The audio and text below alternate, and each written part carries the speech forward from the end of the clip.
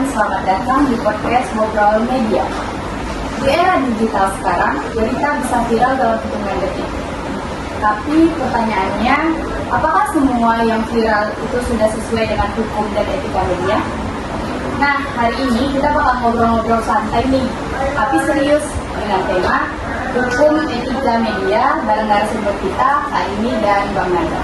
Halo, seru banget nih ngobrol sama Kauli di sini.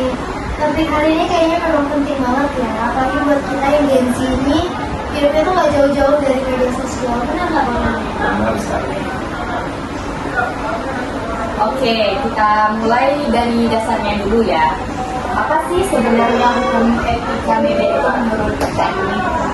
Kalau menurut aku ya Kak, hukum media itu sama hukum media dan etika media itu kan berbeda. Jadi kalau misalnya hukum media itu aturan yang tertulis Kak, yang tertulis dalam mengatur semua aturan pers, pada UU-ITE, pada kegiatan media dan pada media penyiaran lainnya.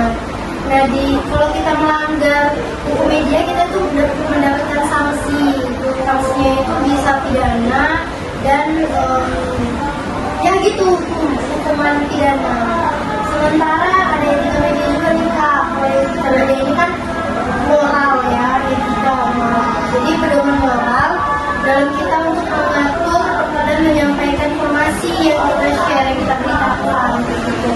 Contohnya itu kayak berita yang di-share ke publik itu harus akurat, tidak boleh berimbang, tidak boleh tidak boleh melanggar beritanya tadi, dan tidak boleh melanggar privasi orang lain, dan berita itu nggak boleh berprovokasi. Itu berarti meskipun suatu konten tidak melanggar hukum, bisa saja tetap melanggar etika. Betul. Justru pelanggaran etika ini sering terjadi karena sering dianggap sepele. Nah, untuk sekarang nih, media-media sekarang kan pada berlomba-lomba nih untuk ngeposting berita-berita yang lagi viral sekarang. Nah, menurut kakak atau abang, ini tuh ada nggak pengaruhnya buat kualitas berita nantinya? Untuk itu kita menang sering mengorbankan verifikasi. Padahal dalam etika jurnalistik ada prinsip yang namanya check and recheck. Nah, kalau berita salah, dampaknya bisa besar, mulai dari salah paham publik sampai merugikan individu tertentu. Oh, berarti makanya sering muncul klarifikasi setelah berita-berita yang udah viral gitu ya? Ya, dan itu juga menunjukkan lemahnya penerapan etika media. Contohnya Jule. Emang aku salah apa ya Kak? Oke, kita sering lihat judul berita yang sensasional atau clickbait gitu tulisannya. Nah, menurut kakak itu termasuk pelanggaran apa? Jadi clickbait itu dapat melanggar etika media. Kalau misalkan judul yang kita share itu nggak sesuai atau menyesatkan, itu bisa sampai mencemarkan nama baik Kak, atau menyebarkan hoax, dan itu bisa masuk ke dalam ranah hukum juga.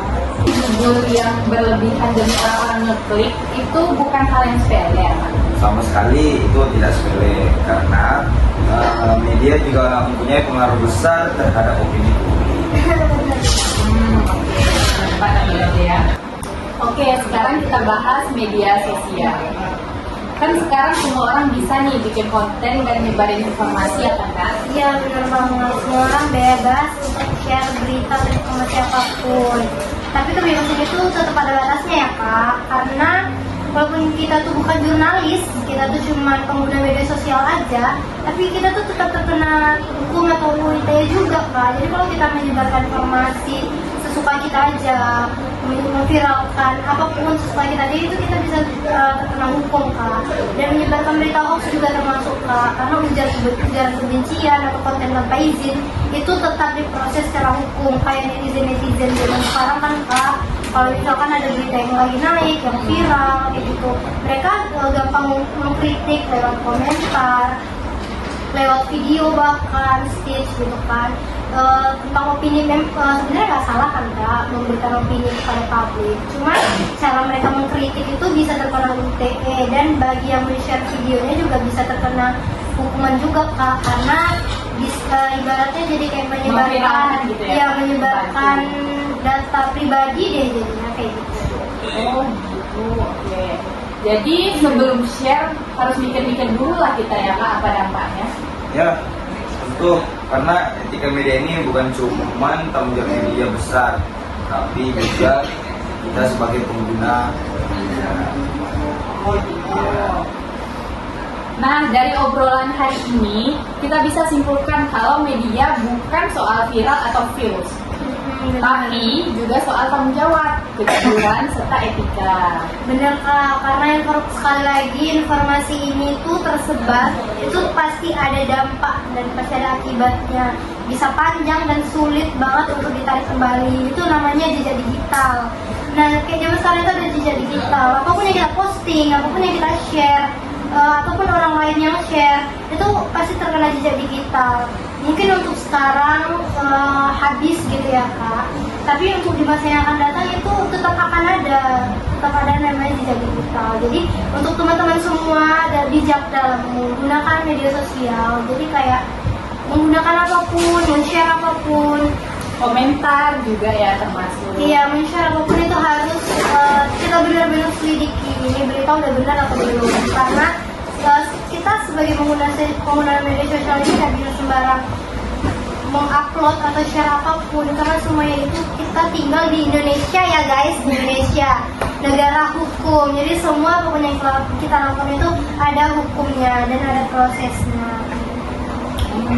Apalagi kita bersuara sekarang juga banyak hukumnya ya Kak. Iya, karena kita menyuarakan hal yang benar pun Iya, di tetap. zaman sekarang tetap Ya, terhitung itu kita bisa diproses hukum. Iya, Karena zaman benar. sekarang ini tidak tahu mana yang benar, mana yang salah, ya kan Bang? Iya kan Bang.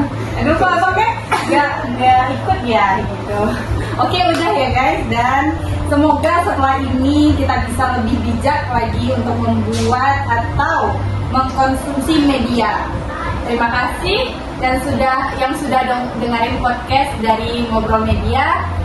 See you. Sampai jumpa guys. Sampai jumpa.